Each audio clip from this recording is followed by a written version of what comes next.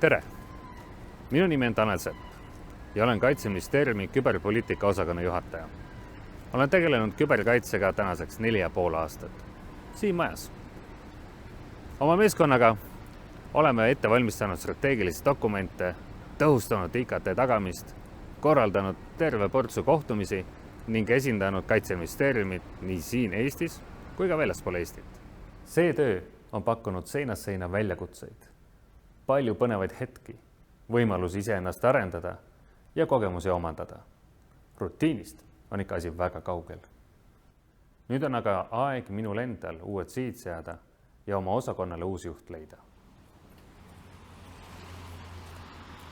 Kui sa tunned end mugavalt küberkaitsest rääkides, alates IKT tagamisest, lõpetades strateegiliste küsimustega, kui sa tahad panna end proovile laheda meeskonna juhtimises, kui sa tahad olla osa rahvusvahelise küberkaitse debatist ja kui sa tahad anda oma panuse Eesti riigikaitse arendamisse, siis kandideeri minu kohale. Vaata, sina, meie, Eesti.ee